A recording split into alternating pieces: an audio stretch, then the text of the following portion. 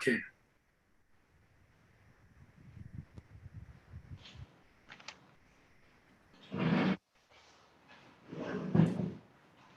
Okay.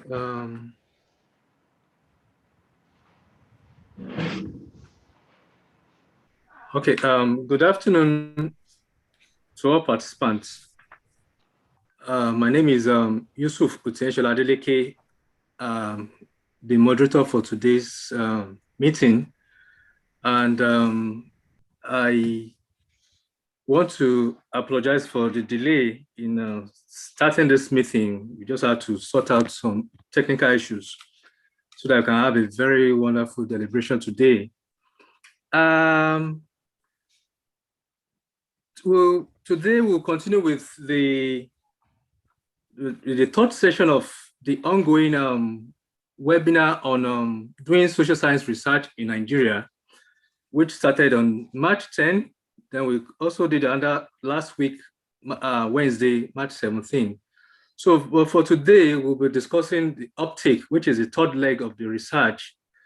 The previous weeks, we discussed on production, dissemination, and so today will be on uptake. And then in doing that, we have two main speakers that will be shedding light on what this is all about. And I can assure you that it will worth our time. So I want us to pay attention and to be fully engaged throughout the session.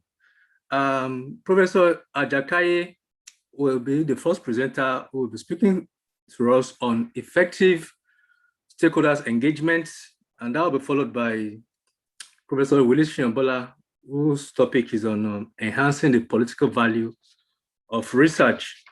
So let me just quickly run through the schedule for this meeting. After this introduction, we'll have a remark which will be given by GDN representative, Dr. Daniel Fossey, which that should last for like 3 minutes. Then from there, one of the project team member, Dr. Ayolawal, will give us a brief on the main results for today. That should last for another 10 minutes. Then after that, we'll go into the first presentation, which should last 25 minutes. There will be Q&A for another 10 minutes. Then we'll go to the second presentation for today, which is another 25 minutes, and Q&A will follow. But then we can actually switch the Q&A depending on how the time it is. Then we'll close the day with a remark, which will be given by me. That's what we have for today. But if you can drop our questions, we have comments, you can just drop it in the chat. Once we get to the Q&A session, those questions will be put forward to the presenters for them to attend to. Before we go into the nitty-gritty of today, let me just read the citation of the presenters for today. Professor Olu Ajakaye is currently the executive chairman, African Center for Shared Development Capacity Building, ACSDCB, in Ibadan. ACSDCB is a research and training center for shared development policy, planning, implementation, and impact outcome assessment in Africa. Professor Olu Ajakaye was the president, Nigerian Economic Society, between 2013 and 2015. And between 2004 and 2011, he was the director of research at the African Economic Research Consortium in Nairobi, Kenya.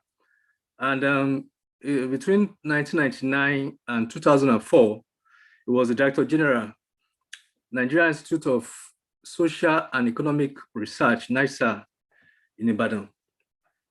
The second speaker, Professor Willie Shiambola, is currently a research professor at the Center for Energy Research and Development, SAD, which is located in Obafemi Awolowo University, Ile-Ife, Osun State, Nigeria. Professor Willie Shiambola studied at the University of Ife, now OAU, and then he had his master's and PhD at the University of Sussex in UK. He's also an alumnus of Kennedy School of Government, Harvard University in the United States of America. He served as the Director General, Chief Executive of the National Center for Technology Management, NACETEM. NACETEM is an agency under the Federal Ministry of Science and Technology, and then it provides knowledge support and policy advice on science, technology, and innovation matters. So both presenters, I must tell you, they are experts, they are authorities in their field policy, and I can assure you that we'll have a fruitful deliberation. So before we go into giving the floor for the GDN representative, I want to urge us to please, let's mute our mic so that we won't disrupt our presentation. So if Dr. Danfosi is right here, please, the mic is over to you now. Thank you very much, sir. Okay, thank you. Yeah, my name, good afternoon and good morning, participants.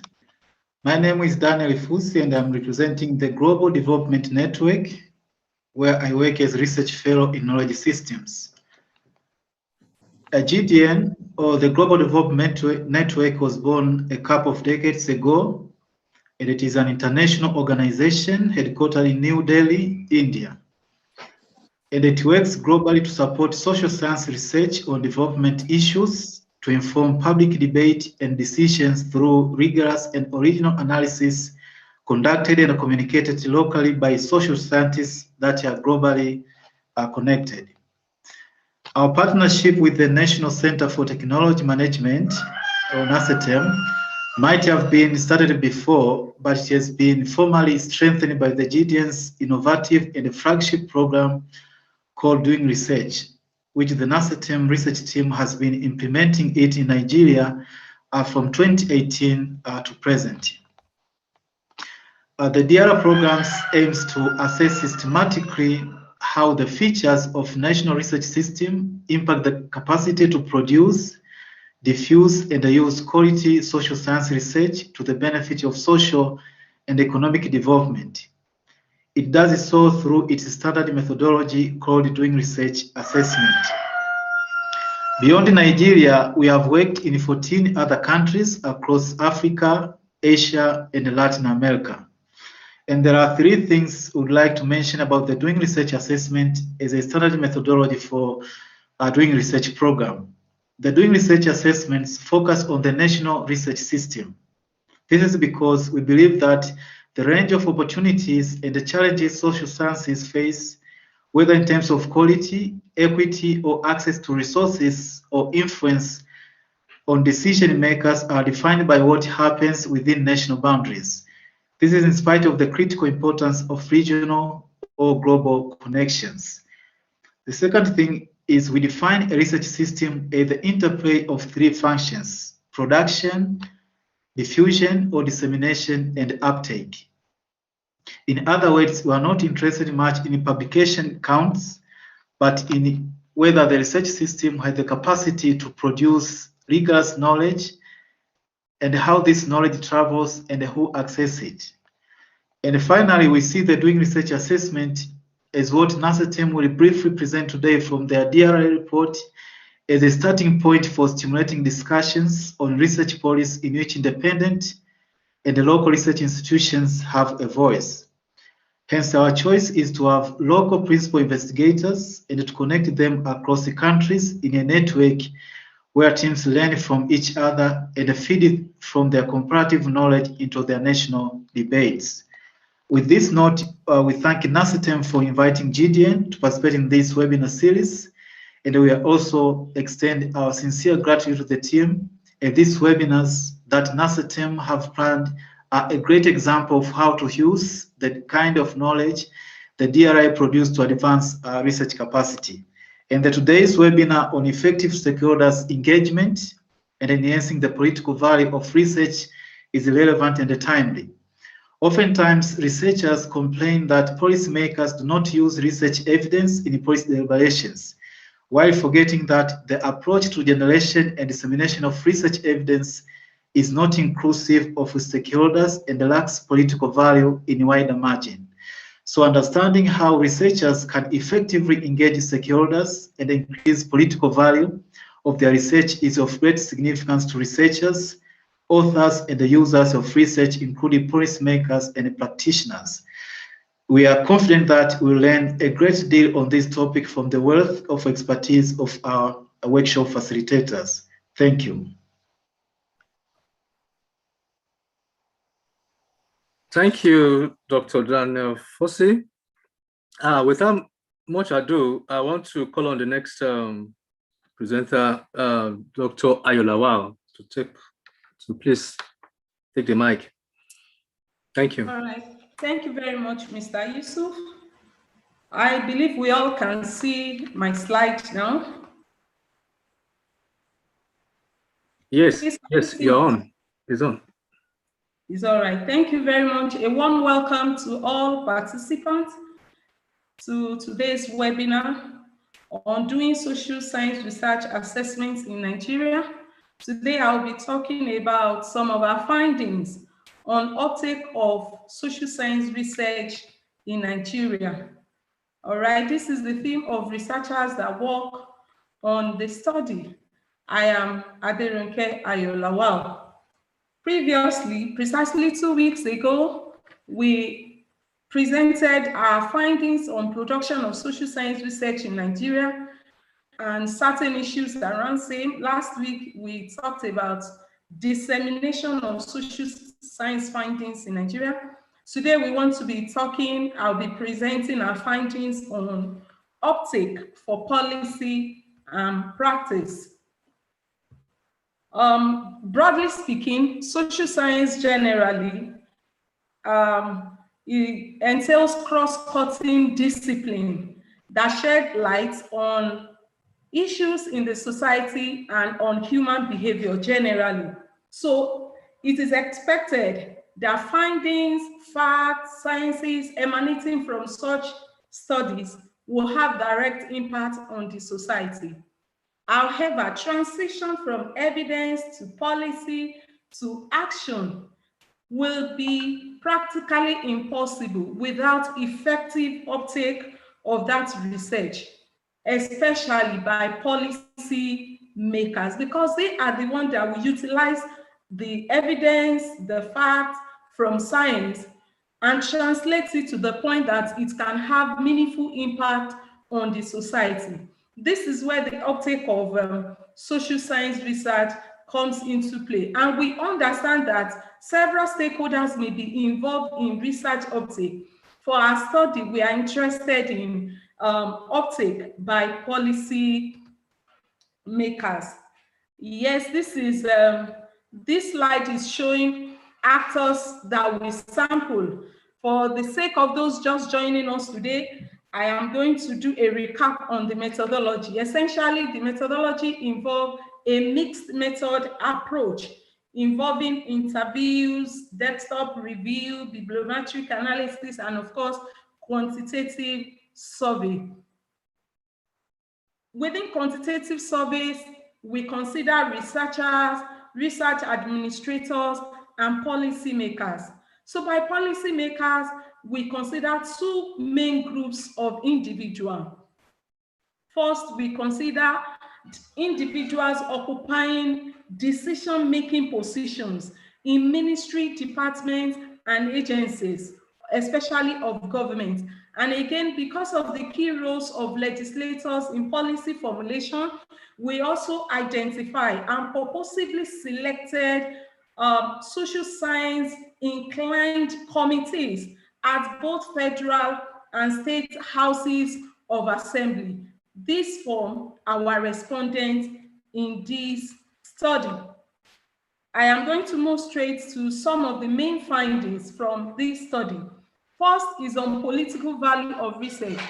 By this, we mean what importance is attached to social science research by policy makers.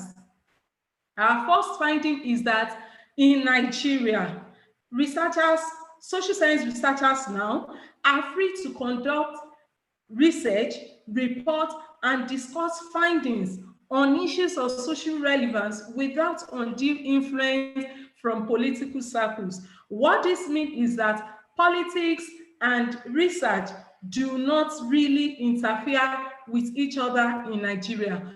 Social science researchers are free to conduct research into issues of social relevance and to discuss and report their findings. The only exception to this are researchers in publicly funded research institutions who are strictly guided by the public service rule. Such researchers may not be at total freedom to publish their findings, especially those that are anti-government in nature. Moving on, we also found that there is low involvement of policymakers in commissioning, funding, implementation of research, especially social science research in Nigeria. For example, in the last 3 years, our survey showed that only 23% of policymaker respondents have commissioned social science research on any particular topic in the last 3 years. From researchers' perspective, only 17% of them attested to have received a formal request to conduct research from policymakers. What these data show to us is that involvement of policymakers in commissioning and funding social science research in Nigeria is still very low.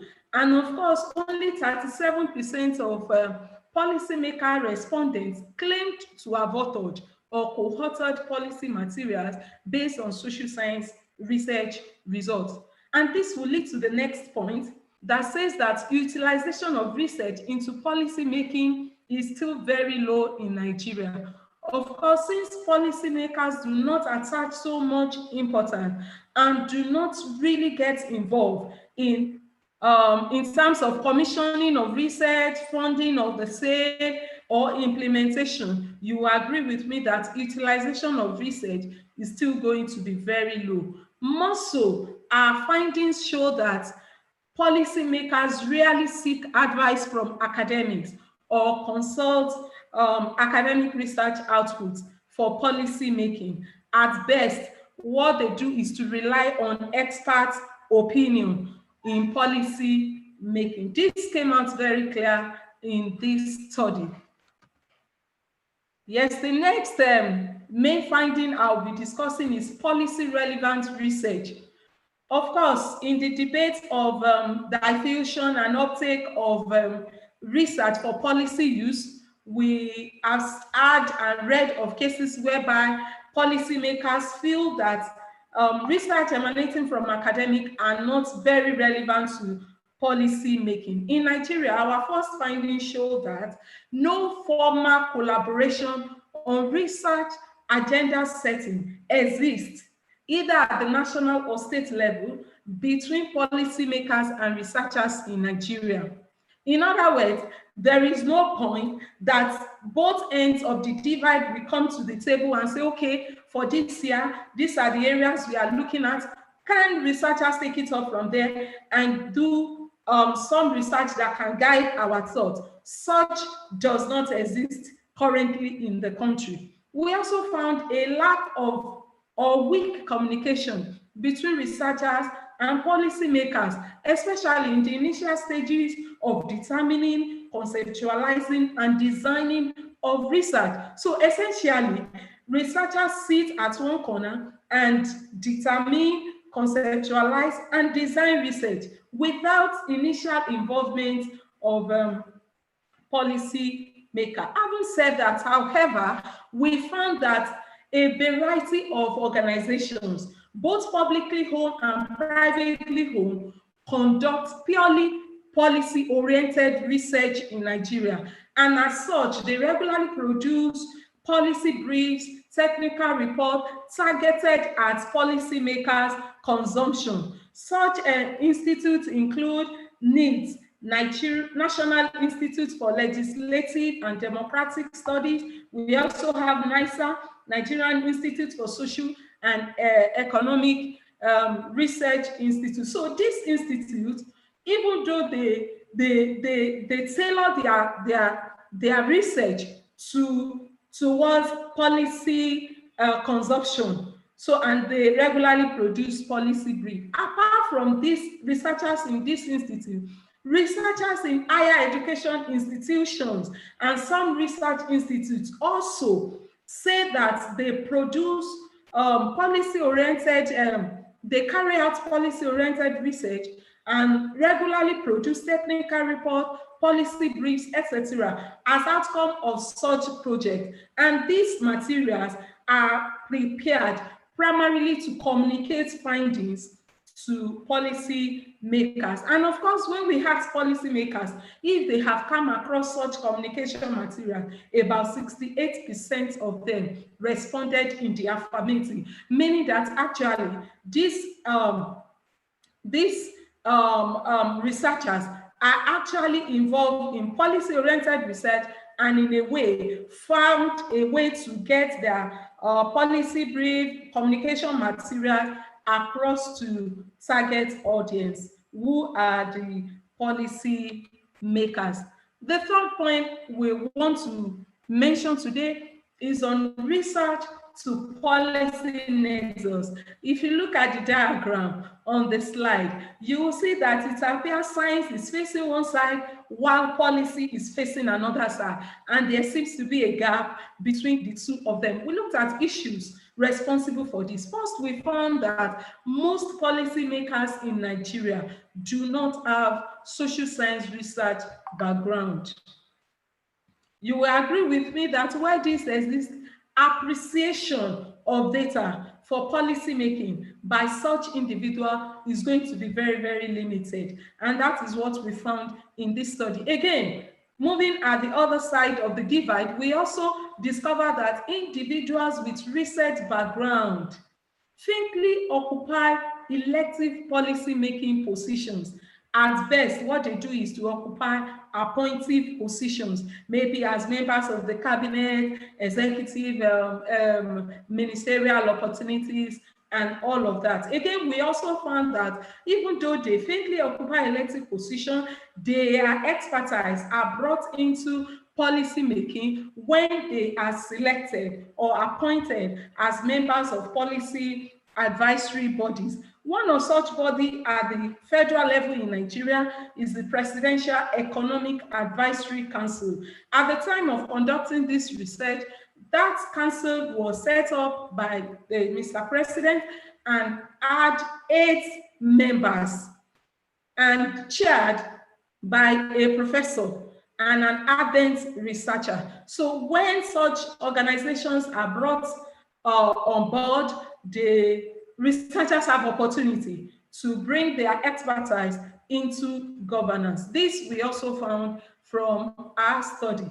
In order to bridge the gap between science and policy, we found in our study that some of these policy-oriented research institutions I have earlier mentioned regularly organize programs in form of conferences, public policy lectures, policy dialogue, policy learning programs with the sole aim of disseminating their findings to policymakers. In such meetings, usually the main target audience will be policymakers, where they want to disseminate their findings. Some of those meetings, again, are meant for policy learning programs, to like capacity building program for researchers, for policymakers, to encourage them on the use of data, the use of research findings, evidences from research for policy. Unfortunately, again, our results show that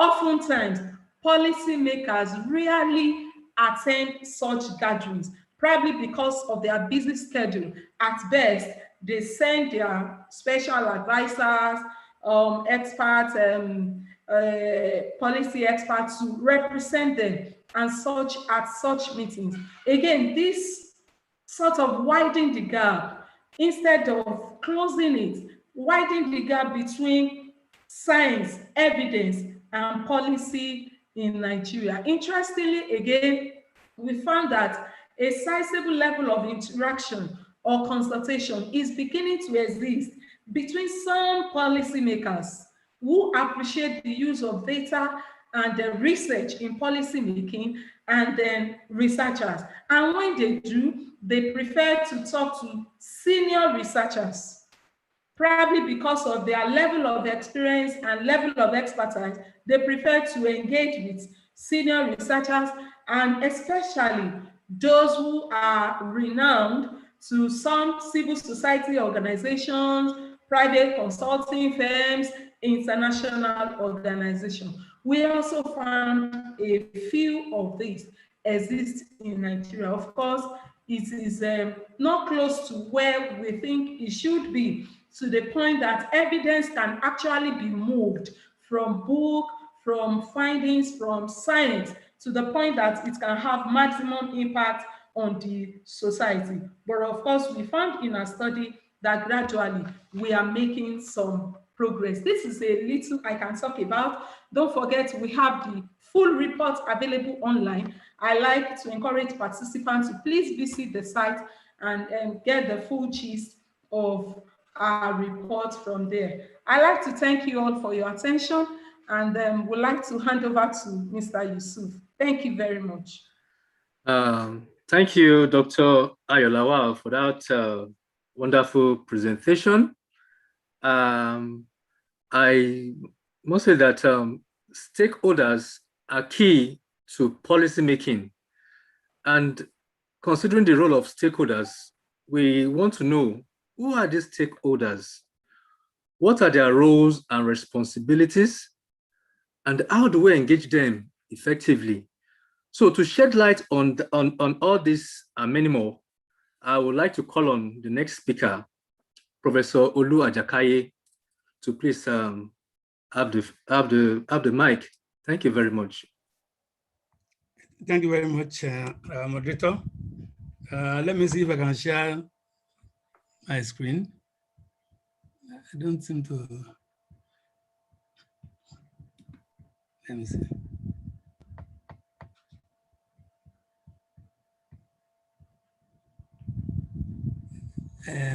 Can I request Dr. Olofunyan to help me share it, if it's possible? Dr. Olofunyan, because it's in between the chat and the reaction. You'll see the share screen. Yes, I've clicked it, but I wanted to go to my folder, but somehow it is not going there. Maybe it's a problem with my version of the Zoom or whatever it is.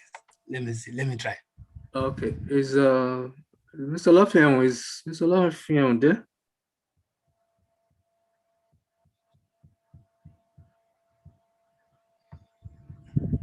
Let me see. It's not going to my directory. I don't know why. Okay. Maybe, Prof, I will suggest if you have it there, maybe you can just start. Why? Olofunyan can help me. We help you behind the scene. Thank you very much, sir. Thank you, sir. All right. Thank you very much. Thank you very much. Let me first congratulate the team for a wonderful job, very comprehensive, very detailed, study, which has covered all the relevant dimensions. My role this afternoon, morning, wherever we are, is to actually discuss issues on effective stakeholder engagement. And for that, I intend to cover the following topics in my slide. For the introduction, I will just define a few concepts to guide our, thank you very much, to guide our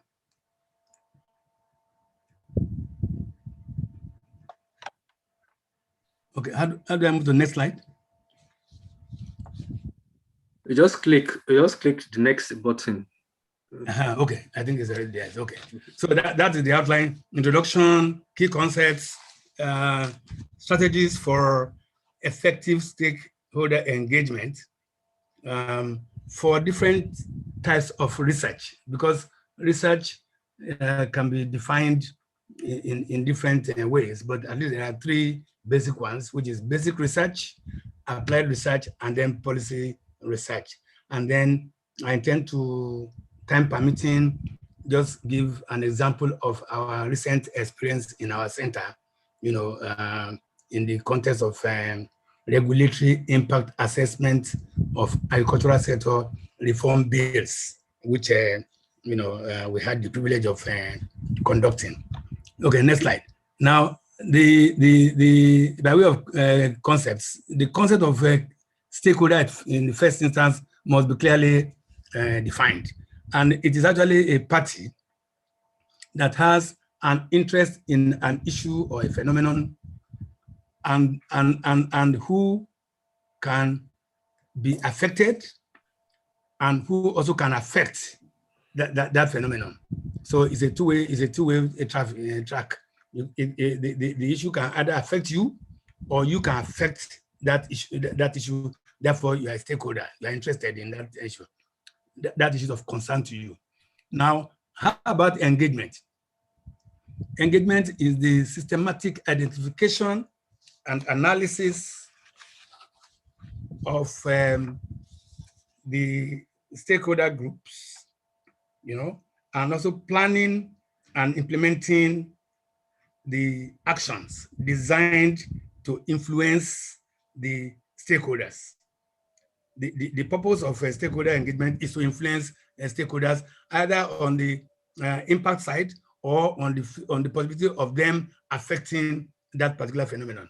And we should, in this regard, we should bear in mind that we are all, political animals in one way or the other, and therefore, stakeholders have predilections. They have disposition to certain issues. That's what I mean by stakeholders wear blinkers. They have a worldview of certain issues, and therefore understanding the philosophical, ideological, religious, socio-cultural, and other predilections of this different stakeholders, is very key in ensuring that you engage with the stakeholders that actually can relate to your issues, and that you may try to influence to change their perspectives. So the idea is not to say, because of these predilections, don't talk to them. No. In general, once you know, their disposition, you then package your, discussion and consultation with them with a view to influencing them. If somebody is already, predisposed positively to the issue, say for example, family planning, just an example, you may then find, somebody who is already disposed to supporting it, and therefore your research is to strengthen, to arm that person in engaging others who may not be. If it's somebody who is against it, or who is not predisposed to accepting the desirability of family planning, then you structure your consultation in a way to let him see that, let him at least hear these other perspectives, so that can either, convince him to change his mind, or start rethinking, or in fact strengthen his position, or whatever his position is. In essence, these positions that stakeholders have, we should try and understand it if we are going to make sure that the impact and uptake of our research is effective. Now, what does effective stakeholder engagement plan entail? First, it should identify the key stakeholders, bearing in mind all those issues I discussed earlier, and then you analyze their disposition, attributes, and this study has actually gone very far. But at this particular research point of view, what we have in the report is general, which is what it's supposed to be. But if you are a researcher and you're trying to engage stakeholders, what should you do? You should try and ensure that you understand the attributes, philosophical disposition of your stakeholder groups, and therefore design your engagement accordingly. And also, on that basis, therefore design, the most suitable strategy for engaging with them. Next slide. Okay, next slide. Okay, now we are now talking about research itself. What is research? I think we all know it was just to create, some kind of foundational issues. Research is the creation of new knowledge and or the use of existing knowledge, in a new and creative way to generate new concepts, methodologies, and understandings. So that is the basic definition of research. Now, there are three types of research. There's the basic research, which is aimed at gaining a better understanding of a phenomenon, primarily focused on the advancement of knowledge rather than solving a specific problem. These are the frontier shifting researches, which may begin to influence the way the other two types of research carry out their work. And also eventually in the long term, may then begin to have inroad into application and policy.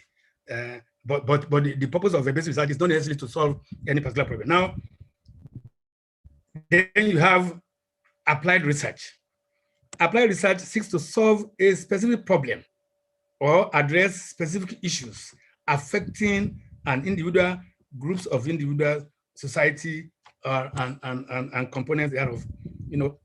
And this type of research typically employs empirical method, just like we have in this DSA study. A subset of applied research is policy research, and this is the process of conducting research on or analysis of a fundamental social problem in order to provide policymakers with action-oriented recommendations for alleviating or addressing the problem. So, next slide. What do we then do when we want to engage, stakeholders effectively? First, we should realize that stakeholder groups can differ by type of research. Second, effective stakeholder engagement, as we have defined it earlier, depends on the types of research, the proprietary conditions of the research, as well as the social, political, religious, and other philosophical dispositions or persuasions of stakeholders. 3, strategies for effective stakeholder engagement can therefore depend on the type of research, the conditions of the research, and the various dispositions of stakeholder groups that are of interest. So, in the next slide, I will just go through, the what we can do to ensure effective stakeholder engagement by type of research. Okay, next slide. Yes. So now on the first column, you find type of research, and we know we have 3 of them. The second column is what are the stakeholder engagement issues at the level of production, and then at the level of dissemination, that's the third column, and then at the level of uptake. For basic research, the production process is dependent on the researcher or researchers or research institutions keeping abreast of development in that particular area. And how do you do that? You engage with your peers in the context of conferences, seminars, workshops, and talks around these issues. And this should be not just local, researchers, but international. so that you can see where the frontier is globally, and therefore that can influence your own choice of research to shift frontier. Because if you don't engage with your peers, you will not know where the issues stand, and you may actually be either replicating or, in fact, inefficiently repeating what others have done, and you're not therefore adding to knowledge. You know, the basic research is to add to knowledge, and therefore you must be very intimately connected with your peers in the context of conferences and workshops. And that's why in institutions, you know, that are properly funded and organized, each researcher is entitled to, you know, local and international, you know, conferences every year. The local conference will be maybe your association. For in our own case, for example, Nigeria Economic Society Conference is an annual affair. Your university, your research institution should normally sponsor you to attend those, you know, kinds of conferences, and international economic association conferences, American Economic, you know, association conferences, you know, Royal Economic Society. They should give you support to remain engaged with them. And in the best of scenarios, when you are doing your own conference here too, you should be empowered to invite them to also come and, you know, and share their thoughts, and also learn from you in terms of your own reality and so on. So that is key. Unfortunately, like has been pointed out in the study, the funding of our institutions, university system, research institutions, and so on, they have been so low that the prospect of actually, you know, funding people to attend these conferences, you know, has become very low. Fortunately, however, with these, you know, virtual arrangements, the key cost of participating in those conferences has actually been brought down significantly, because you can now participate in these conferences, you can register and participate virtually, you know, but then when you don't have, you know, reliable internet access, or, you know, other challenges, power and so on, you may discover that we are not able to take maximum advantage. But at least the arrival of this virtual, you know, strategy for engagement has actually, you know, reduced the cost of doing that. And the individual researchers may even be able to fund their own participation by, you know, just connecting and getting data and remaining engaged. Now, in the area of dissemination, what they do for basic research is to do, you know, again, participate in conferences where you share, make your presentation, what you found, what you are looking for, and so on. Again, the same way you got the idea about your research agenda, you can also disseminate it so that your own can also influence other people's research agenda. In the area of uptake, it is not immediate. In fact, in some cases, people might have been forgotten, or the person who actually did the research might have died before, you know, applied researchers then take it up and operationalize it and then use it. So in a sense, you don't have much to say there. The point I want to make for all of them is that you can see that if you don't engage your stakeholders at the time of designing and planning your research, you're going to find difficulty at the end of the day in uptake, you know, and that will become obvious in the applied research. For applied research, it is what we are saying, what we are doing under research, that we will, under basic research that must be undertaken. You must be participating in conferences and so on and so forth. But then you must also, you know, ensure that prospective uptakers in government, in private sector, in CSOs, in NGOs, and other, you know, advocacy groups are also part of this, you know, engagement at the early stages, at the time of even thinking of your research, you know, agenda. You see it in the example that I've given mentally. But at this point, it is important to therefore make sure that you bear in mind, one, the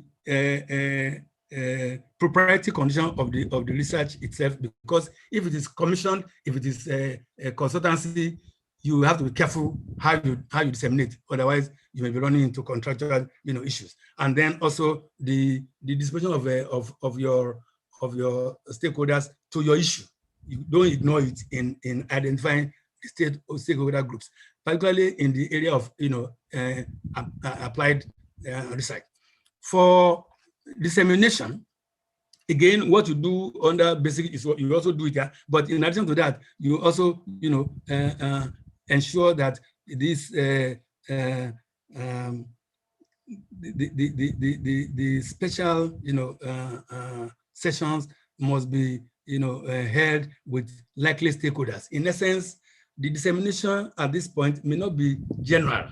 It may you may select the audience that you really want to influence, and therefore invite them to the meeting. So it's not what you just throw to the open.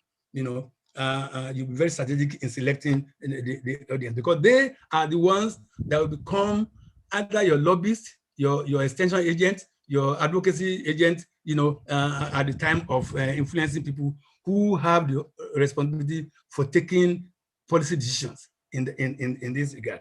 Again, here, don't forget those special issues of the attributes of the stakeholders, and also the conditions of the research.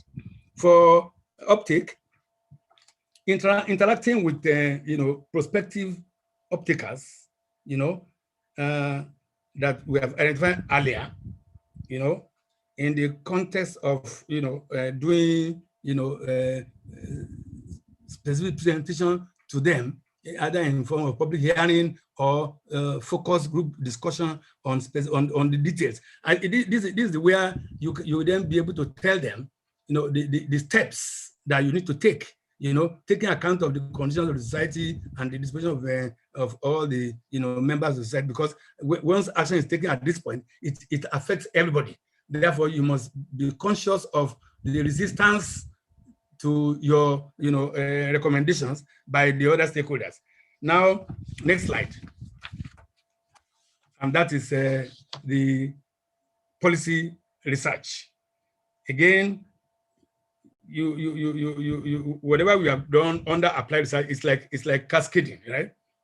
Under applied research, you do it, and then you also do it along with key policymakers and groups likely to be directly impacted, or who can actually affect that phenomenon, as we said earlier. You must therefore ensure you include them at the time of discussing, because if they are not part of it, and you now at the end of the day suddenly throw something at them, they spend a lot of time trying to understand what you are saying. But if you have involved them at the time of production, that will ease your way through the rest of the journey.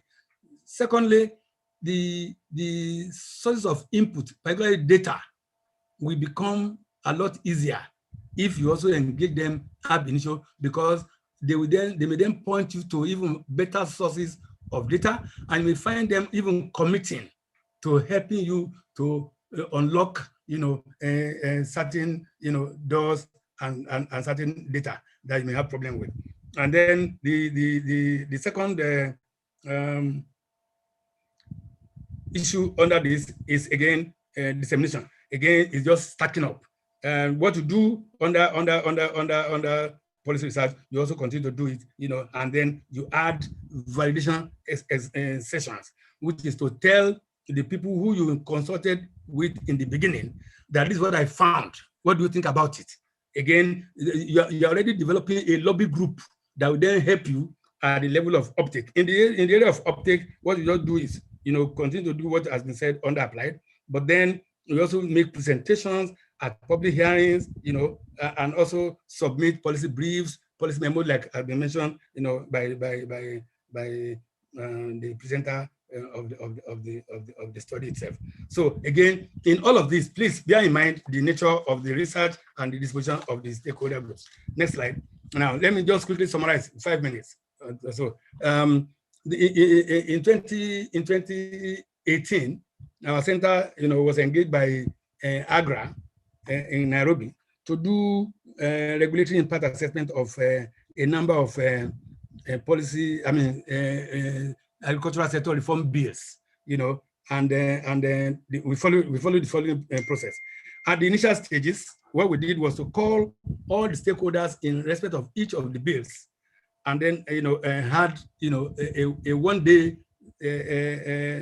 consultation with them to say, look, these are the issues that we think of. What do you think? what we did there is to build,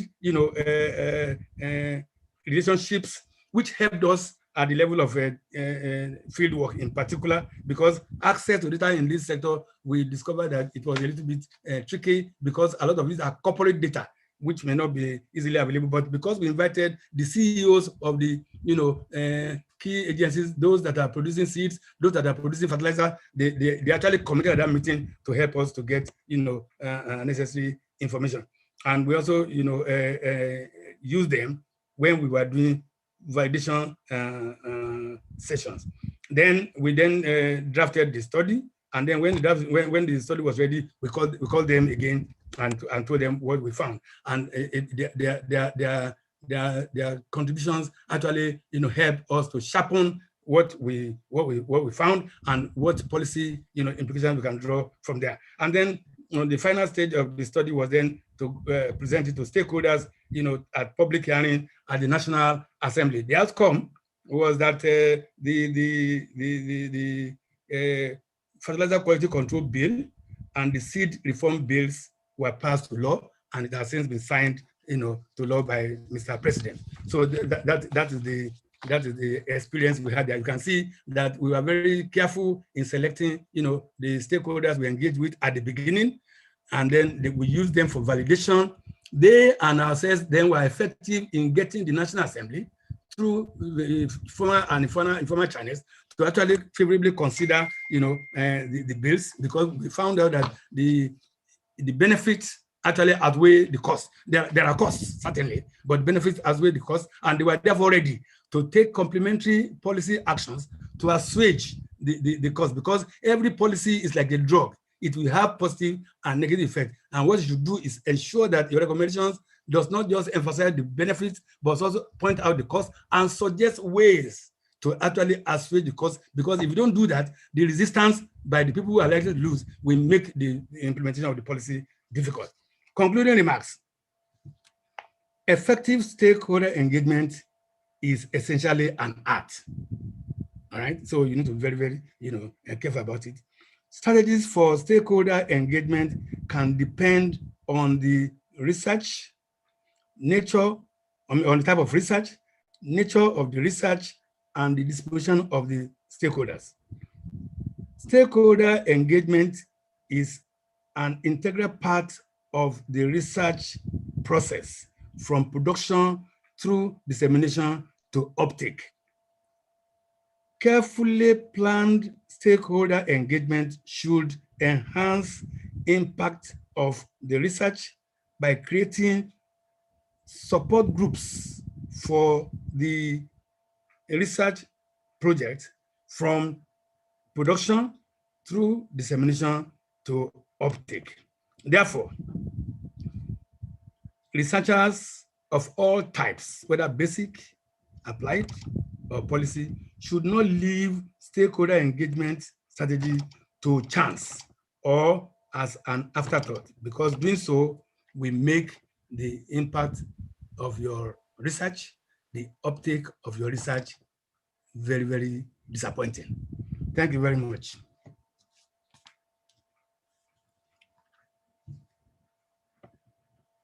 Thank you, Professor Ajakaye, for that wonderful presentation. Here with me, I have some questions from participants, but I think just to recap what he said, to effectively engage stakeholders, one of the key things I could pick out from your presentation, which I consider as very key, is that they need to be engaged right from the commencement of our research.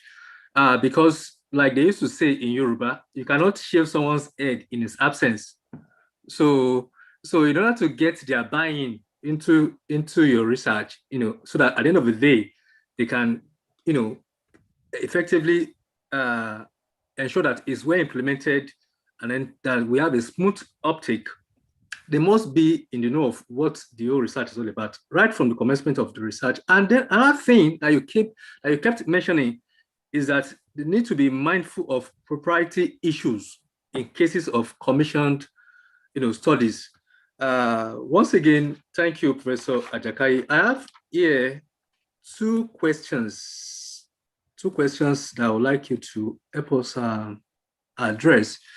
The first question from one of the participants is, do you think, or what are your insights that corporate governance can improve policymaker and researchers gap, especially in Africa? I take it again. Do you think, or what are your insights that corporate governance can improve policymaker and research gaps? I think it's just trying to find out the role of policymakers and how they can bridge research gap. So then should I read the second one now, or you address that? Yeah, okay, I can address this one. Okay, fine. All right. Thank you very much. This is very, very important because let me begin by saying that the DSA report already gave us comfort that at the national level, Nigeria is an open society. Researchers are therefore not barred from conducting policy research into any area of interest to the researcher. But in terms of the gap between researcher and policy makers, I agree that the governance structure, not necessarily corporate tends to make it look like private sector, but governance in general. If you are very transparent, if you are very inclusive, if you have nothing to hide, if you are not corrupt, to put it clearly, you will not want to fence off people by making yourself unavailable to, for example, participate in the sessions when a researcher is trying to think of a research agenda.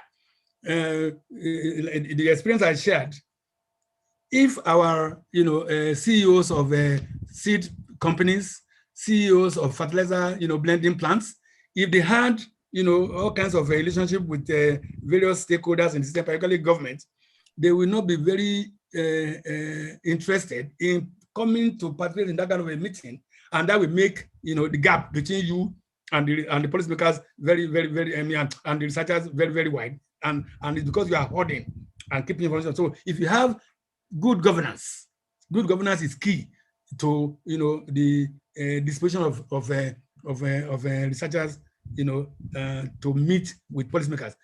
Also, on the researcher side, because the issues are not only on the side of the recipient or the other actors, researchers themselves, they must actually be very good in communicating. And I know that the session has been held earlier on communication. The language you use, you don't go and start telling them that this is nonsense, this is corrupt. Those kind of languages tend to make them feel that these people overexploit academic freedom, and therefore they say that is academic, and they abandon it. So we too must be polished in the way we engage with the policymakers with a proper language, proper concepts. You made the same point, but in a less, if you like, confrontational way. So I think on both sides, we need capacity building of researchers on effective communication at different stages, of the research process, and also, encourage the society to actually have a very good corporate governance system for the society at large, so that people have nothing to hide. In a sense, a corrupt society is the one that actually closes doors to researchers for fear of exposing what they don't want others to know. That would be my suggestion on that regard.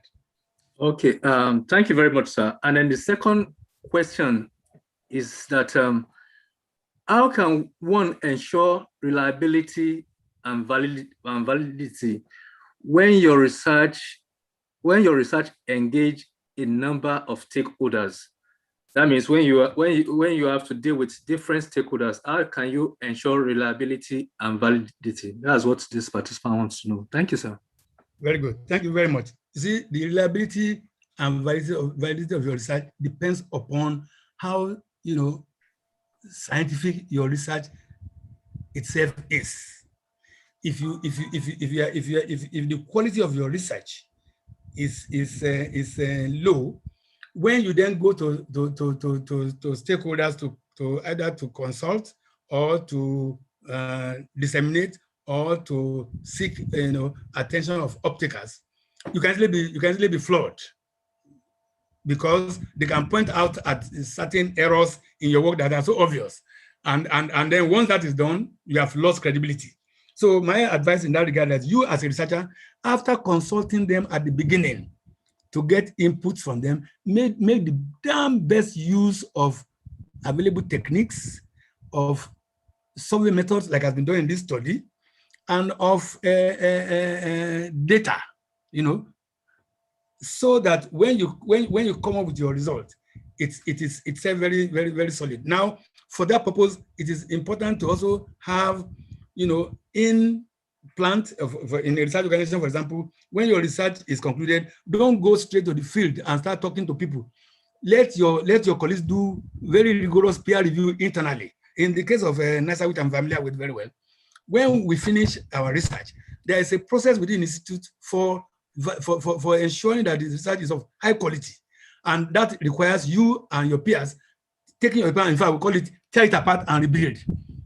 So when if you survive that funnel, then when you go out there, there is hardly any kind of question that you will not be able to respond to. And once you're able to respond credibly to the information, to the question by the stakeholders, then you have secured their confidence. They will then be the one that will now be helping you to propagate, to extend, particularly these activists and advocacy groups. They will take your research and start helping you to extend it by putting it in the press, put it in their own agenda, in their own flyers and all that kind of stuff. But if there's doubt about the quality of your work, certainly you lose the audience at the level of dissemination and at the level of uptake. Let me make this important point. Because of institutional credibility, management of research organizations, particularly in the public sector, should ensure that they have a process of rigorous, review of the research by their staff right from the beginning, so that they don't then go and mess up the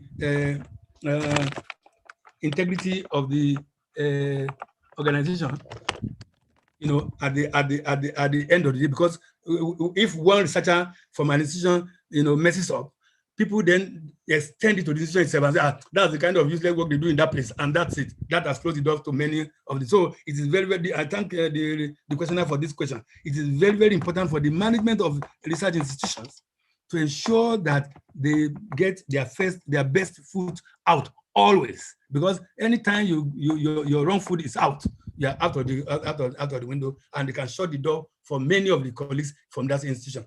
So thank you very much. Okay, thank you, Professor Ajakai. I want to seek your opinion to this, and the question is,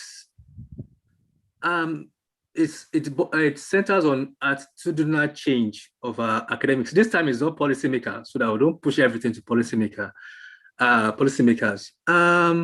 You discovered that one of the challenges generally conducting research in developing countries, don't let me say Nigeria specifically now, is that getting the buy-in of our academics, especially if it has to do with the academics.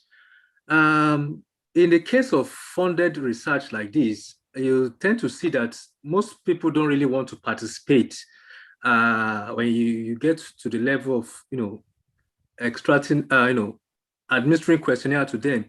I see them as one of the key stakeholders in the success of this kind of project. How do we get our academics to see the need for their participation, even beyond getting reward for their participation? How do we get them to be actively involved? Because of course we cannot kind of reach all of them at the commencement of the project, but at the stage where we have to go out to administer, how do we get them to to respond to questionnaires, to grant interviews and to communicate, effectively with us. Thank you very much, sir.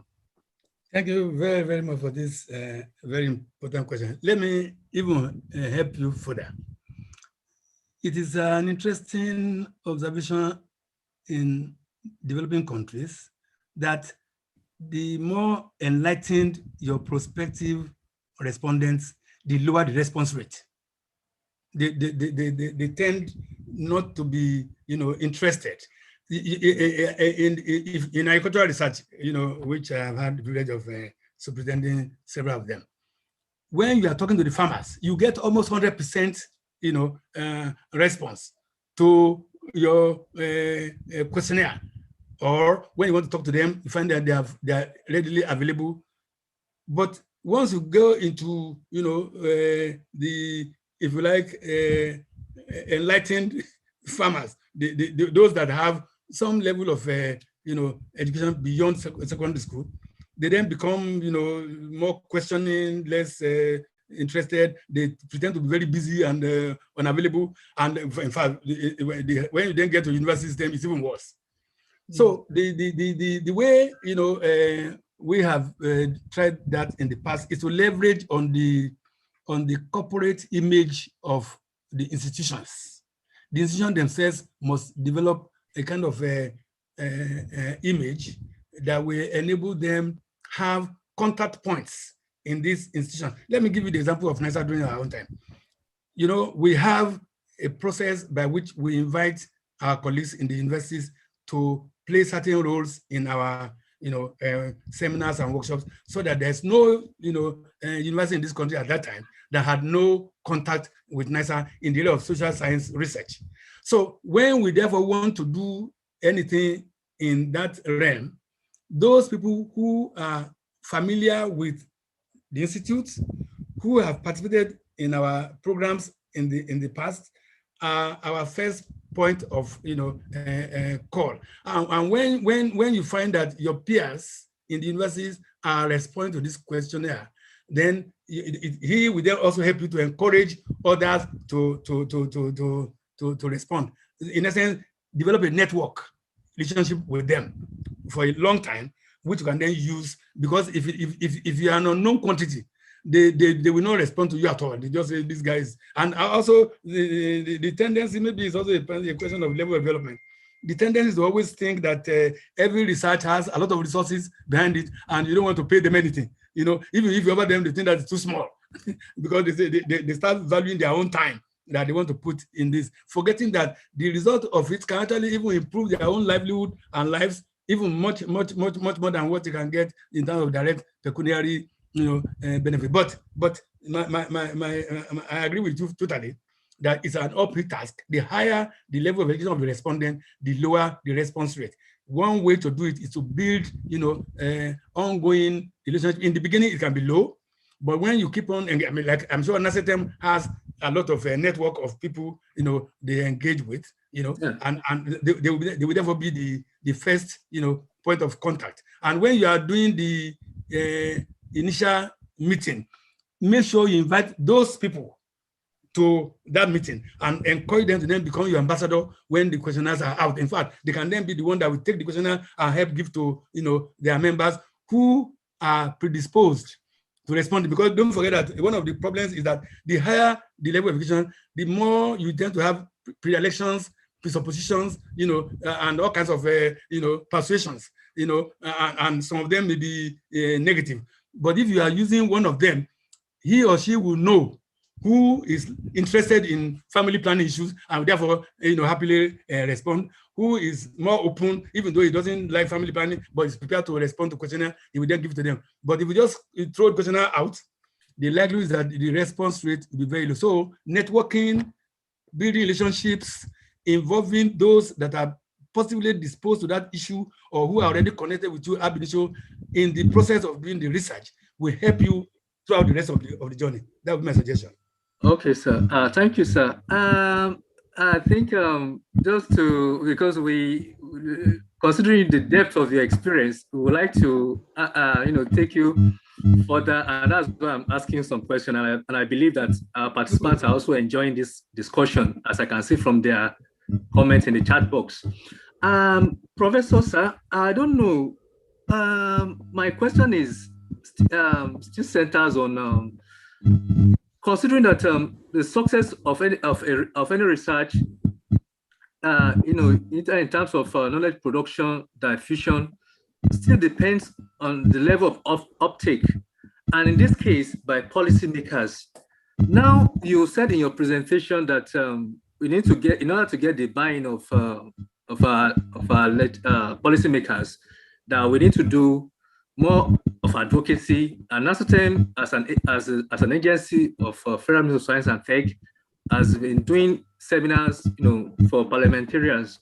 So, but from our report, we could see that their participation in meetings like this is always very low. Apart from the advocacy, is there any other strategy that you would suggest that we can use to effectively engage policymakers, going beyond just advocacy? Thank you very much. And I'm happy you brought this point up, because I didn't elaborate alternative channels of reaching different stakeholder groups. For example, what I found to be most effective during my own time as DG of NISA is to prepare policy memoranda and address them to particular individuals in the system. At that time, we send a policy memoranda to all permanent secretaries. Whether the issue we are discussing is in your area or not, we don't mind, because we don't know when next you'll be posted out of that ministry and put somewhere else. Number two, we also organize visits to particular policymakers, particularly in the National Assembly. The chairmen of various committees, we have their names and their telephone numbers. We call to make appointment to see them, and then we do that what we call extension work, not just seminar, extension work, practically meeting the people in charge of this particular policy and have a sit down with them, just one-on-one, sometimes by myself as DG and sometimes by my colleagues as a director of department or leaders of the research agenda. All of these call for resources. You must have resources to do the extension work.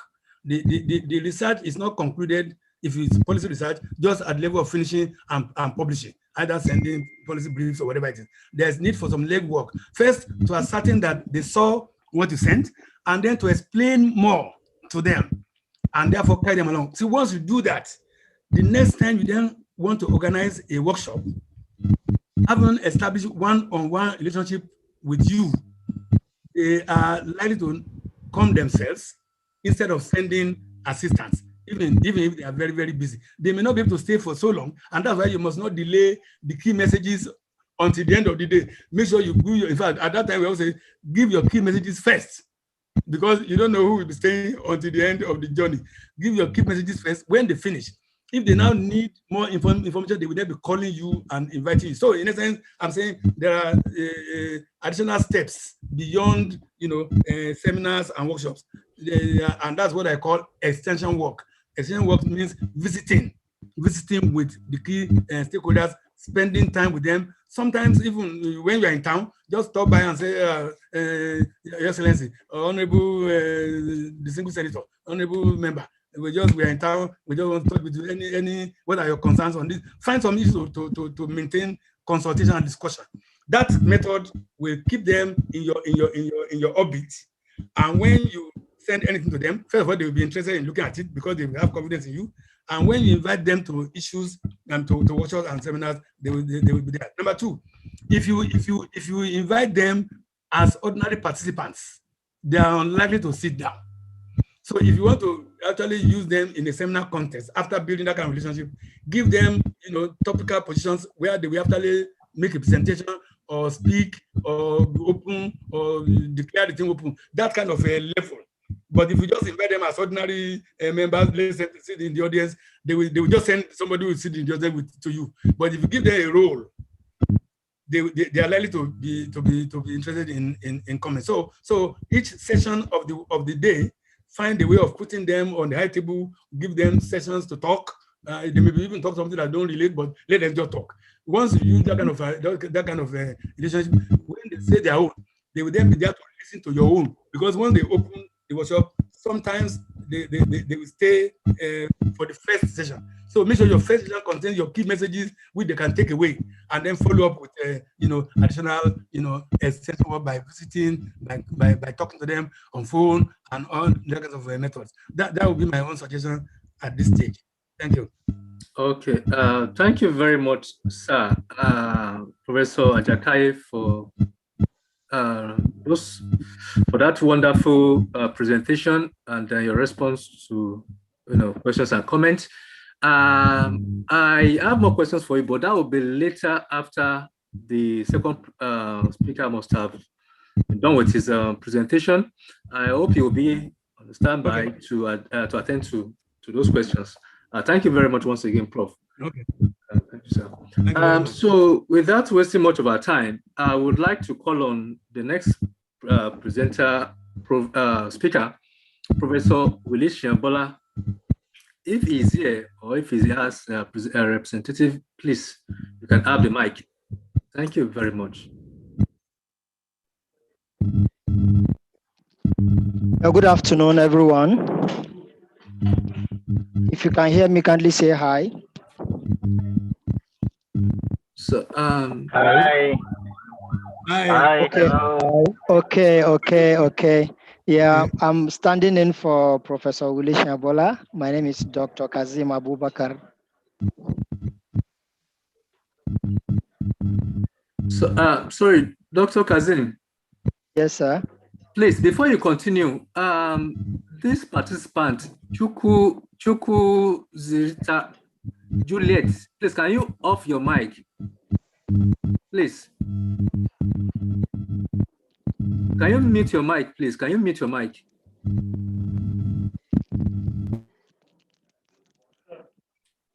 Okay, you can take over. Thank you very much, sir.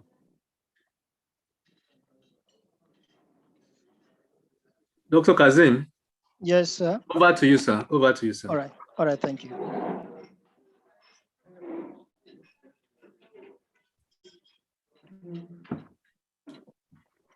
Yeah, once more, good afternoon, everyone.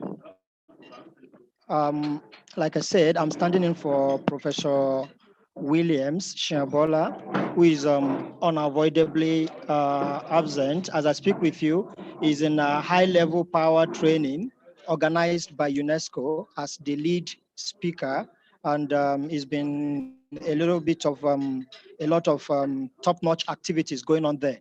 So he asked me to stand in for him. However, I would like to crave your indulgence that permit me to say that I'm only presenting. There might be some questions that you might have for him in person. He actually requested the possibility of this talk being rescheduled maybe for tomorrow or thereabout. But I think it was a little bit tight for the organizers to be able to accommodate such. So he's speaking on enhancing the political value of research. And basically, I go on as fast as possible.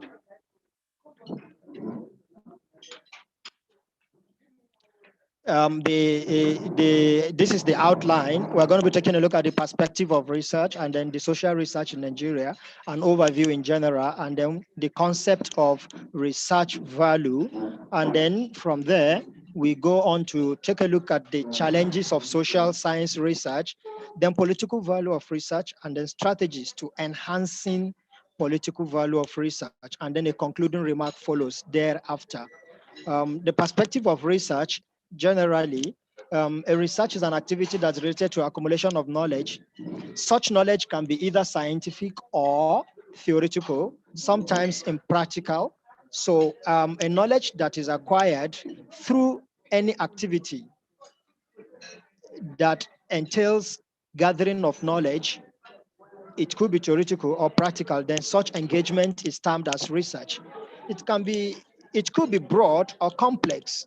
Sometimes it is complex, especially when the situation has to do with some level of simulations where the obtainable is not the desired, so you need to do some simulation there. In that case, it may be as complex as you can ever imagine. And then research is not only a source of through which issues can be solutions can be preferred to challenges, is an important one in most.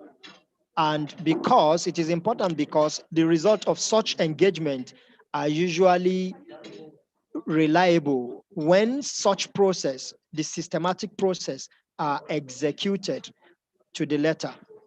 So research and development, research support, some terms that overlap with research are the concepts like knowledge, like science, like theology, like philosophy. However, it should be made clear that the concept of research can be defined in a lot of ways. Basically, one of them is it is an investigation undertaken to advance a particular course of study. And when such is done, it means the output are usually in terms of scientific laws or facts that can be held onto. And it's a structured inquiry as well. That's the difference between research and common sense or other methods that are undertaken.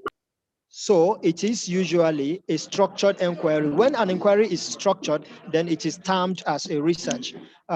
Basically, there are some elements that interact to deliver output of a research. Such engagements must be data-driven. When it's data-driven, data could be quantitative or qualitative in nature. Then when such is done, as far as data-driven, then it is termed a research. And then it is a diligent and systematic inquiry. Diligent in the sense that there are procedures to be taken. Systematic in the sense that you cannot have the result before the introduction commences, neither can you have the conclusion before a review is done. So it's a systematic way of inquiry. And then measures must be taken. Such measures may be through observation,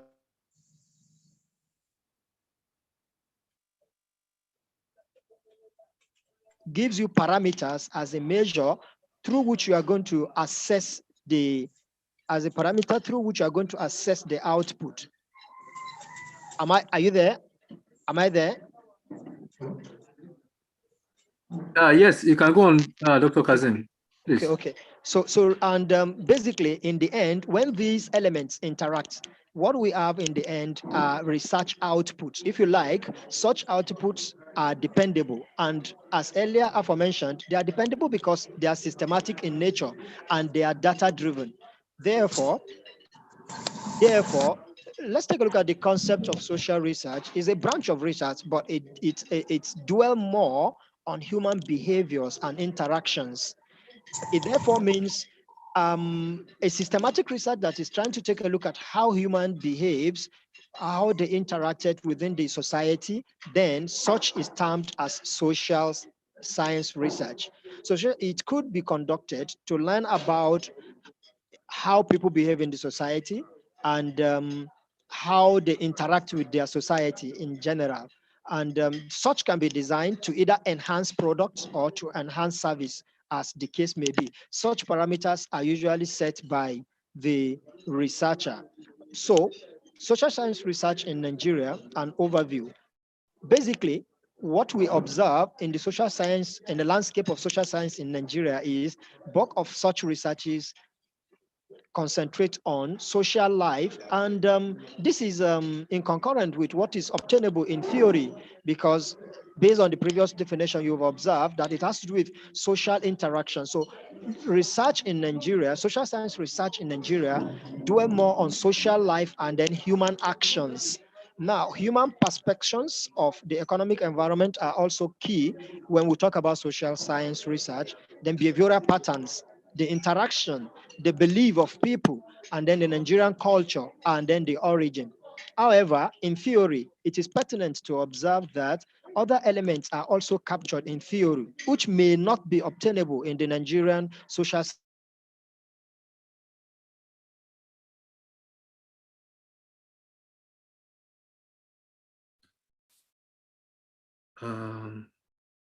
Okay, I believe Dr. Kazim is having challenges with his internet connectivity, and I hope he will be back shortly.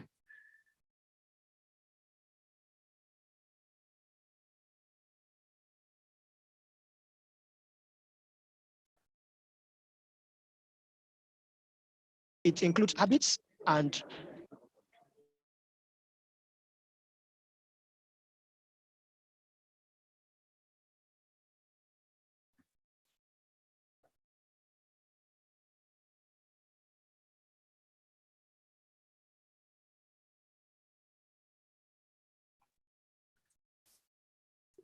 So while we're waiting for Dr. Kazim to be back, Dr. hello, Kazim. hello, can you hear me? Yes. We. Okay. Yeah, sorry for that break in transmission. So we're taking a look at the elements that constitute social science research.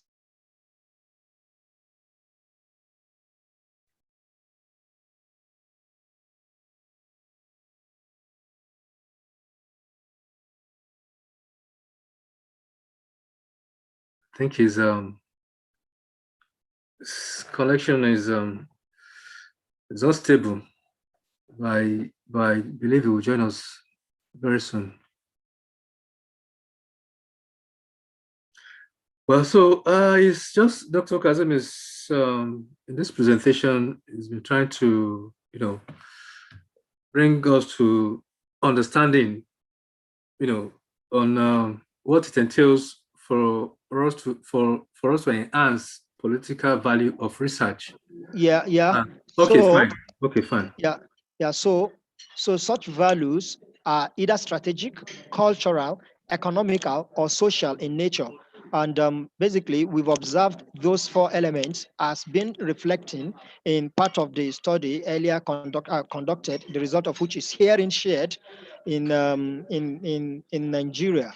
The research impact on policy, it is sufficient to note that there are collection of building of linkages that are earlier established as far as the results obtained from the report conducted by NACETEM is concerned, and these are observed in terms of political context.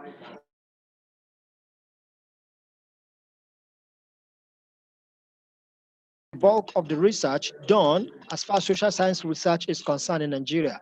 And then there is also the insufficient quality and credibility in the research being undertaken. The context here is that there are some elements of the need to improve on the quality of the research that are conducted in social science research specifically. And then there is also a degree of transparency in the policy process itself. Are you there, Mr. Yusuf? Yes. Okay. I hear you. Yeah. Okay. So now we are going to take a look at. Only that your slide is not showing. You're not sharing your presentation. Really, I did share it. Yes. You need to share it, please. Thank you. Okay. Let me reshare. I thought initially you were seeing it. Yeah, we were seeing it initially before you got disconnected. Okay. Yes. Okay. Thank you so much for that observation, sir. Yeah, shared now, right? Let me see. Yes. Thank you, sir. Okay. All right. Yeah. So we said we had talked about values. Now, if you observe in the previous discussion, we said there are four elements we can term as value. Now we are taking a look at the political value of research. And these findings are extracted from the social science research conducted specifically concentrating on Nigeria. These values include majorly from the findings NACETEM conducted in with the support of the GND. Majorly, they can be categorized into two: the level of independence of research produced, and then demand of research inputs into policy making. These are findings from the research conducted by NACETEM. The findings also show that the Nigerian political climate supports the production of discussions of independent research findings, which means the environment we are in Nigeria allow that researchers can to a large extent, based on the result now of the research conducted by NACETEM in collaboration with GND, they are usually allowed to freely contribute to discourse independently, and which therefore means such findings are usually shared in both local and international journals as a result of the findings they have done. So researchers in universities and then corporate social organizations and private organizations are largely autonomous.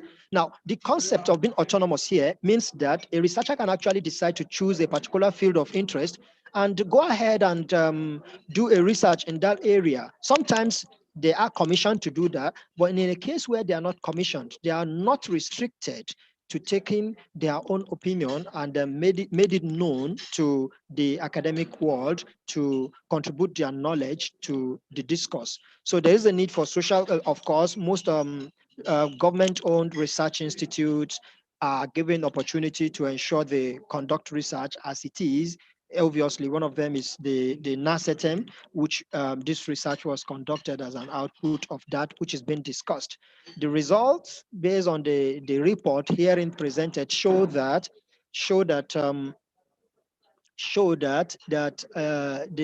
there is interference from the political cycles in the social science research. Such interference is very, very minimal. Very, very minimal based on the result, because only 5% are actually of the opinion that there is a natural interference. And if you observe from the results, a huge amount, above 45% actually, confirmed based on their opinion that there are no interference. Now, this is just to support the earlier mentioned fact that researchers are free to explore their areas of interest. Are you there, Mr. Yusuf? Can you hear Yes, me? yes. Okay, that they are free to choose the field of interest. But it also appeared that the graph showed that the level of freedom, it's to some extent almost close to average half of the response. So based on that, it could be extracted from the report that they openly discuss without undue influence of political cycles, and then researchers can easily do what they really want to do as far as the field of political discourse is concerned. So that means we can, from the figure 2.26 in the report, it can be extracted or perceived that the climate supports political research. Also, the result here, you can check that on the report. The result here basically show that the perception of the factors relating to the production of independent research that are there much inference. That is just to further justify the earlier presented findings. And then here, if you like, you can take a look at it and then you observe that researchers are able to produce independent research without due influence. Now, if you observe here, a huge amount of 110 response, and then the mean show that yes, basically 3.73 are of the opinion, so that they can easily go ahead and share the output of their research freely without due interference. Basically, what can be taken away here is that the discourse in the research field as far as social science is concerned are not interfered, but there is also an element of administrators' perception of the factors that are affecting the independent research. Here, such elements include the current political climate. Does it really support the production of independent research? Here, an average of less than 20 were said no, it has never been able to do that. But interestingly, sometimes is the results show that interestingly that sometimes such political interference, especially if the political terrain is heat up, especially when such results, which are to be shared by the scientists, by the researchers, are going to hit up the polity, then there might be some element of interference. I guess this should be as a result of patriotism on the hands of from the politicians. So policymakers give necessary space to social science research to gather necessary data. That was a question. And then if we observe here, the lion's share, the large share here, the larger share here was that yes, they are frequently given such opportunity. So the frequency there is that, yes, they are allowed to have such opportunity, and researchers can produce. These results are in support of the fact that social science research are gaining momentum, and then researchers are allowed to share their opinion when they publish such outcomes. But again, there's a need for us to take a look at the interaction between. This is an extract from the findings of the result of the research conducted by NACETEM with the support of GND. It showed that there is a research to policy linkage, that there are some gaps, and these gaps are that the linkage is weak. Now, in a situation where we have linkage and then such linkage is weak, it means there is no sufficient networking. And now, what it means basically here now is that there may be a need of some of the researchers, because there is a saying that says, if you didn't say here I am, nobody will know you are there. So it's just like a baby lying on the bed. If he or she does not stretch the hands onto the mom might not actually hold on to her or carry him or her. So researchers haven't observed that there is a weak linkage between the research output and then the policy makers. Then I think there is a need. It is germane for researchers to as well go ahead and strengthen the relationship. And one other challenge. Are you there? Am I Yes, here? yes, Okay. Okay. yes. Another challenge is that research is not centralized. What this means to me, basically from the output of the research, is that there's a need for coordination. There's a need for strategic action. There's a need for strategic plan towards which social science research will be contributing, towards which it will going to be supporting the developmental agenda of the country. So if it is not centralized and it's not coordinated, this calls for a need for further coordination. And then the policy process must be developed and enhanced. What this means to me is that from the results obtained from the findings, is that when such process is expected to be developed, then it should be a synergy process. It shouldn't be that it shouldn't be a situation where a particular organization or a particular body just go ahead and dish out the instructions. If it is all commerce affairs, which is expected of a research, because since it's a solution provision platform, it therefore means there's a need for everyone to be engaged in such platform. And then participation, transparency, and evidence-based policymaking. These are some of the gaps identified from the results presented based on the conduct of the research by NACETEM, supported by GND. And then the only demonstrated aspect was based on the results in the dissemination of result findings.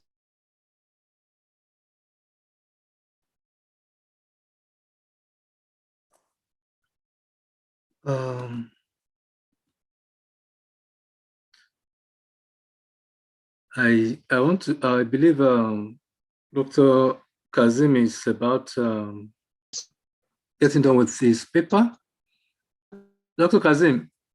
As most often than not, may not show up, but to such seminars or workshop, it means. Yes.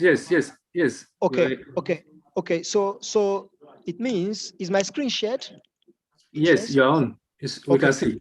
Yeah. Okay, thank you. So it means they sometimes send representatives, but the quality of such representation is also called to question, especially as regards the findings of Omalola 2007, which was also corroborated by the findings of the research herein presented.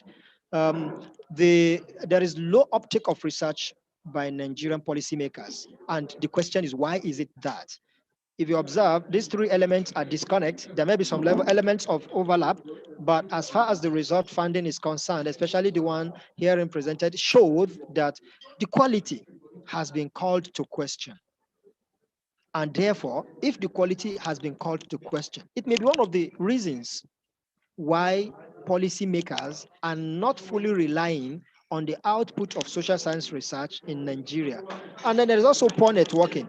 This poor networking is just to further corroborate the previous mention that there is the linkage is low, and then the low output usage. when the quality is called to question, definitely some elements of low output in usage may be expected. And of course, these now, if research are not need driven, if they are not coming from the users, and there is no synergy between the researchers and then the users of such knowledge that is going to be delivered, then it may be as a result of poor network, because it is a customer-centric service. And since it's a customer-centric service, it therefore means the customer has a large saying, because he or she is going to be the user of such results. So policymakers in research, and then the disconnect. The disconnects are shown in some of the examples presented in the findings. Such findings are that the one that has to do with ECOWAS, and then the Ajayi, and then Osafo Kao in 2006 presented such connect. And then another example of disconnect was a strong tie seems to have been well established earlier between research and policy, and then ultimately leading to policy impact. This is just to further corroborate the earlier mentioned points that when there is a synergy, the output will be utilized. The value of research, social science and research in Nigeria.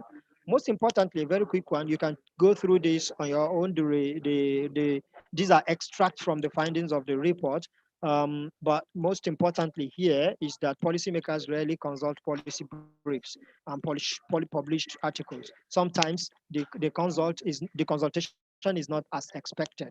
And then again, the finding also showed from the report that only a few policymakers in Nigeria seek advice from academics. Yes, they have academic advisors, they have advisors, but it is expected that they should liaise with research institutes, especially social science research institutes. And then also, um, the results equally show that this is just to further corroborate the earlier mentioned points, that quite a lot of need, there is a need for us to improve on that area. And then the frequency here is just to further corroborate the earlier mentioned point, that the frequency of requests for research on social and policy issues from policymakers over the last 3 years has shown that the policy has actually shown that less than 10% of respondents assess more than 5%. Less than 10% assess more than 5% of such responses. The findings equally show that the rate at which Nigerian policies commission and fund is low, which means there is a need for further support, especially as regards finance. And I think this boils down to lack of good networking, lack of sufficient synergy, because if such is low, it therefore means they are not uptaking the result of the findings. So that may be one of the reasons. Strategies. This is an important aspect. Strategies to enhance political value. Basically, we need to encourage researchers to participate in politics and then policy making, because with the more researchers we have on such platform, the more the chances of accepting such output from the research. And the research is to be adaptive, responsive. Like I said earlier, it is a customer-centric service. It should focus on the customer. And such customers are the law policymakers, they are the populace, the citizens of Nigeria. Therefore, if research is adaptive, it therefore means the result most often than not may be consumed more than it is currently. Increased participation in policymaking and the research to policy nexus. This is a linkage.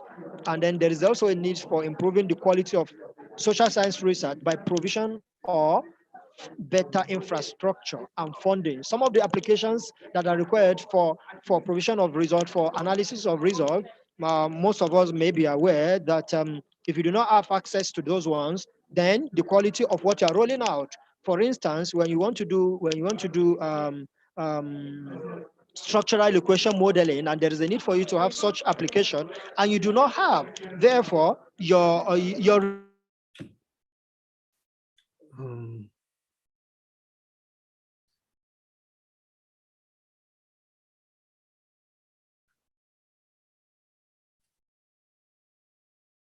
I think in the next 2 minutes, Dr. Kazim should be done with his presentation so that we can wrap up the session. Let's see if he connects. So while we wait for him, one of the like three key points that I can draw from his presentation so far on why there's low uptake of research by Nigerian policymaker is that one, there's the linkage between research and policy making in Nigeria is weak. So so he says that there's a weak linkage between research and policy making in Nigeria. That is one. The number two is that there's also lack of high quality research. There's also high quality research, lack of high quality research in the past, and that is one thing that this project put into consideration, especially when we were working on this doing social science research, assessing the social science research system in Nigeria. We want to come up with a document that we can be proud of, that we can actually present and then can be cited, by the academic community and even those in the non-academic community. So we put this into consideration, and so that our lawmakers too will know where they need to come in, and then for them to play their roles effectively.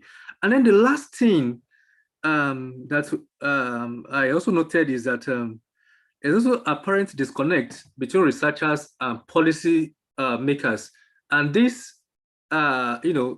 we can this same point was contained in the former presenters the presenter of the last session also made lay credence to this, that for us to have effective stakeholders engagement, then we need to connect, that's researchers and the policymakers are being one of the key stakeholders, must connect, and then not just connecting, but they must be engaged all through from the commencement of the research project down to when we'll diffuse and also take it up for uptake. So we need to effectively get the stakeholders on board, and then so that the uptake can improve. Is one of the issues that has been at the front burner of policy implementation in Nigeria. There's this notion that that Nigeria we can do research, come up with fantastic, laudable policies, but when it comes to implementation, we seem not to have gotten it right. Yes, I believe one of the key points or take out from this seminar is to improve in this area, so that the policy can make impact as it has been designed. Because of our time, I wouldn't. Because of our time, there will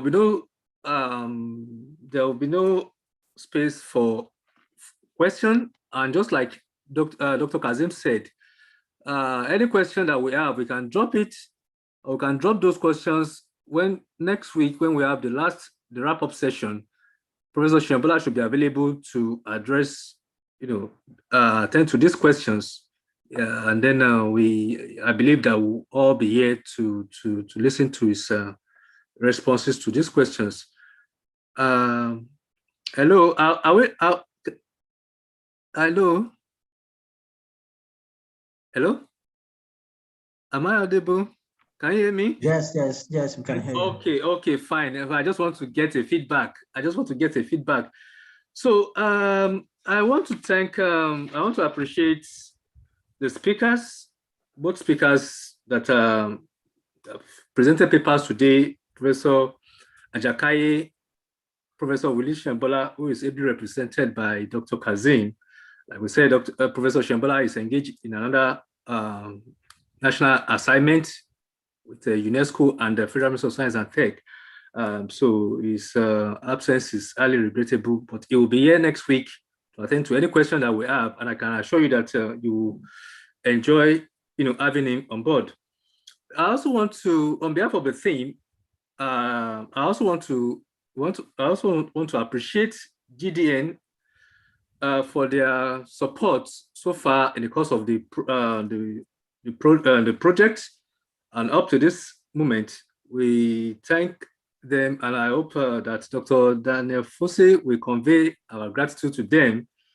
Then to our participants, we thank you for your contribution, for your participation from the beginning of this from the beginning of this webinar on the 10th up to this moment. I can see comments how people have been expressing their satisfaction in terms of the quality of presentation, and then I also hope that we'll play our own role as stakeholders in this policy implementation and design. On behalf of NASOTEM, on behalf of GDN, on behalf of the project team, I want to appreciate us once again for being here, and then we look forward to seeing you next week, March 31st, where we'll be discussing the last phase of the webinar. This time we'll center on gender issues, what are the gaps, and how can we address. And I hope that Professor Shemblat will be here to attend to our questions. Thank you once again, and that will be bye for now. Bye-bye, good night. Bye. Bye. Thank you. Bye. Thank you. Bye. Bye. Thanks so much. Bye. Thank you. Bye. Yeah. Bye-bye. Bye. It's been Bye. Bye. Bye. Bye. Bye. Bye.